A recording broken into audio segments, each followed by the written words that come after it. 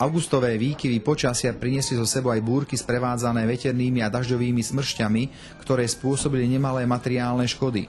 Jedna takáto smršť minulý útorok zasiahla mestskú časť nad Tehelňou, kde poškodila alebo celkom zničila niekoľko strech na rodinných domoch. To minúta bola, počítaš 1, 2, 3, 4, 5 a už normálne zobralo dolu. Bolo dosť blízko, lebo to na 2 razy to zlomilo.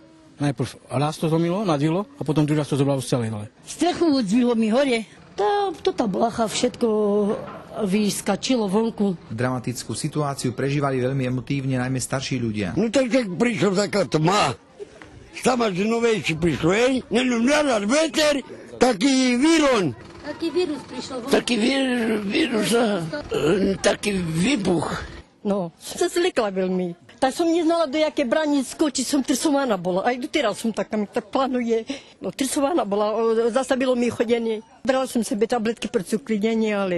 Niektoré poškodené strechy zostali na domoch, no jednu silný vietor doslova zvalcoval a zhodil dolu, pričom poškodil balkón a schodište.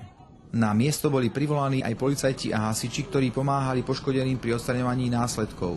No na odstranenie plechu, ktorý visel z časti rodinného domu, sme museli použiť rebrík, aby sme sa dostali vôbec na strechu, a na odstranenie tohto plechu sme použili rozbrusovačku.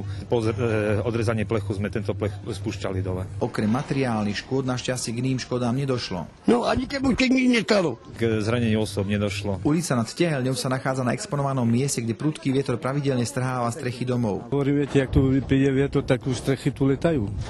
Tu sami už letajú, to nevydrží, to je tu kopec. Aj tu na tú kopci to nevydrží tá strecha. V minulosti tu veterná smršť poškodila strechy na viac ako 10 domov, niekedy aj viackrát na tom istom dome. Máme už 2 razy to zobralo. Už 13 rokov tomu. Tiež tak. Zvihlo hore, spadlo dolu. Sa stalo, i nám to zobralo 50 rokmi.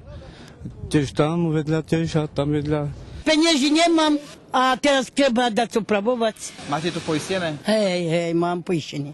Mám poistku? Som išla najprv na sociálnu poišťovňu Allianz. Tam robí iba do 12. Tak volali hasičov. Prišli hasiči, chceli nám tam odrezať, ale som nedopustila, lebo ešte nebolo odfotené. Zavolala som žandárov, že by prišli žandári. Oni to odfotili. Obyvatelia poškodených domov aj po skúsenostiach z minulosti majú svoje domy poistené a taxisopráv nerobia veľké starosti. Veď škodu im zaplatia poisťovne.